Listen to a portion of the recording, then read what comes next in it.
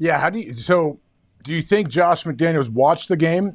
I wonder where he watched the game. Is he still, obviously he's got a place in Vegas, his family's there. That's what I wonder. How does he feel watching the game? It's got to be pretty weird, especially when they are having a blast smoking cigars in the locker room after the game, too. Boy, they're dancing on my face right now. He was hoping to God they lost by 40. Yeah. Oh, yeah. So bad. He was hoping to God. The rest of the way, you win one. Nice new energy. Okay, let's see. Aiden O'Connell, I tried, didn't work. Now, I think he's watching every down. Yeah. Well, I didn't do that when I was coaching. Those Jay Glazer comments were alarming, too. When if it was true, when what rumor that he said after Antonio Pierce spoke to the team that they claim McDaniels said don't talk about the Patriots like that?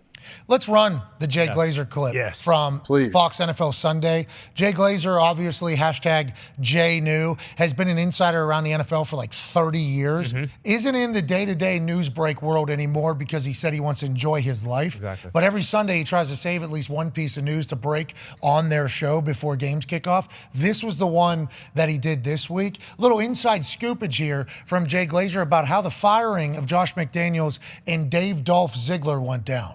Than the opponent. Why don't we find out what happened inside that room? We talked about the players meeting. Jay Glazer, our NFL insider, just give us a scoop on exactly what went down as part of this transition. Well, to piggyback off of what Howie was just saying, there was such a big disconnect with the players there and Josh McDaniels that players recently were going upstairs to the owner, Mark Davis, to tell them what their problems were. However, the big thing was last Thursday, there was this big airing of the grievance meeting, and players just unloaded on Josh McDaniels from captain to player to player. And finally, Josh McDaniels actually had Antonio Pierce get up and speak on behalf of him and the coaches. When Antonio Pierce got up there, he said, look, guys, we have to have our own culture. It's got to be about culture here. And we also have to look at it. And he brought up the old Giants team that beat the Patriots, Josh McDaniels' team, in the Super Bowl in 2007 season. He said, no matter who we played, we thought we could beat them. We had a game plan that we could beat them. We had to believe that, and that's not here. We have to believe it here at the Raiders.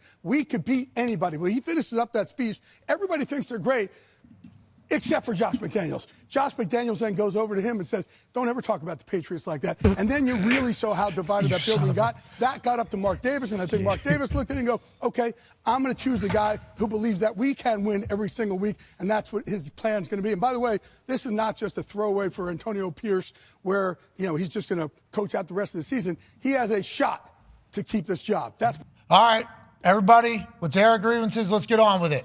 One person stands up. You're a real sawed-off, fat little fucking prick.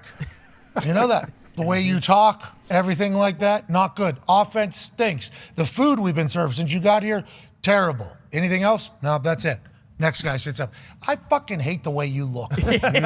Every day I walk in here, and I got to see your dumb fucking face. I'm sick of it. Every day, a little pout with your visor. It is horrendous. You know what? You smell, too. Wash your ass one time. And then the next person gets up. What are you going to say? I think you are maybe the most inept coach I've ever been around in my entire life. And then one after another, and Josh McDaniels like, oh, Jesus, okay. That's really backfired, huh? Thank you, guys. Thank you guys for all of that. Now, from our side, we wanted somebody to also talk about how you guys are acting, and we think that players need to change a little bit. Representing coaches, Antonio Pierce, okay? Thank you, Antonio. Please go ahead. All right, boys, here's the deal. It's very obvious you guys don't think you're going to win. When I was at the Giants, we were told we wouldn't be able to beat the Patriots, but their offense was so fucking bad.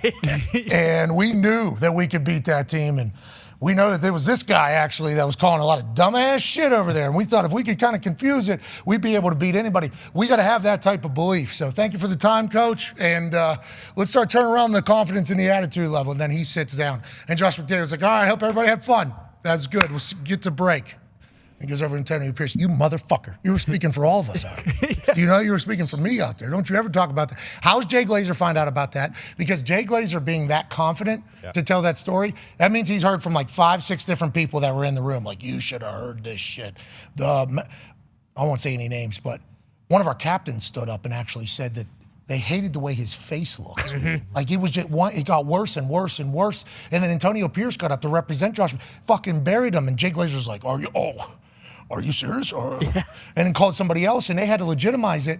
And now all of a sudden we got a brand new team. It's that's an empowering feeling, I bet, to the locker room. Yeah. One day on a Tuesday, You basically just air it all out on how you feel. Next day, that guy's gone. Out. And we're like, yeah, you guys are right. Fuck this guy. What a time.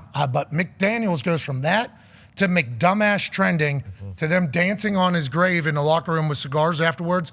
Rough week for Josh McDaniels, I would say, is the human underneath it all. It would love to know how many players got up too, because I assume in the beginning, like, that's how pissed they were.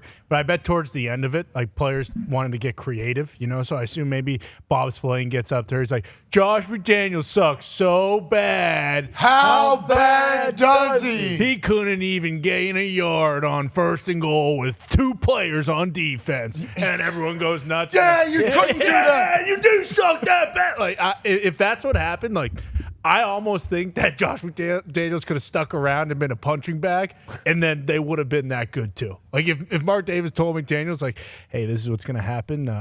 Players are going to shit on you for the rest of the year, and you can't do dick about it, okay? I'm paying you $10 million a year. Yeah, and you're going to sit in there. You're going to shut up. Antonio Pierce is going to be the head coach, but we're going to keep you around just because if things go south, these players really loved ripping on you. So you're the coach for the future now. Could you fathom Mark Davis hearing about this airing of grievances meeting and be like, oh, JC, what did they say? They said that to his face? Yeah, all of them. Well, he asked for it, though, right? Didn't McDaniels call the meeting? If he's running the meeting, he knows it. Like, you can't call a meeting, say, hey, tell me how you feel, guys. Oh, I disagree with how every one of you feel. Like, that's not how it works. Could you imagine McDaniels being like, all right, there'll be some concepts in the offense these guys don't like. Yeah, exactly. I did not Coach, expect can we do lunch at 11 instead of 12? Like, he probably thought it was those kind of things. All right, we need more cold tubs, God. I need more time in the afternoon. I want to sound compassionate. I want to be empathetic. Can I spat for practice, Coach? And I want to be able to have my jersey untucked at least for practice. I'm going to think about that. Yeah, I'm going to let them. I'm going to let the guys have some fun. Yeah, that's what. Let's have a meeting. Piece of shit. Josh McDaniels playing chess. This is all planned out. He knew what was coming to this. What else could have came of this shit? Like, he's out of here now. Did he watch his game? No, no, he didn't watch his game. He was in Cabo. Yeah, he's in Cabo. He's probably in Dubai somewhere without a TV in sight. McDaniels living life right now. He got 40 million for the next. Fuck Vegas. I'm out of here. That would be funny if as soon as the first person stood up and he started realizing how this was going to go. Yes. All right, I'm out of here. Yep. What if he's the one that goes up and tells Mark, listen, you need to get me out. They hate my guts. See ya. Hey, Be Pete, the fuck out of here. It's your team, Pierce. Talk to these boys. I'm done with this shit. How about the add-on to it is Antonio Pierce was chosen Yes. to speak for the coaches, to tell the players, we need you guys to buy in a little bit more. You know, maybe a little bit extra treatment. AP, they like you when you talk? Maybe a little bit more meeting time. Maybe we need you guys to invest a little bit so we can turn this around, you know, represent the coaches in this whole thing. Let's air some grievances about these players. And Antonio Pierce is like, you got it. Hey, listen, you guys don't have a belief. Yeah.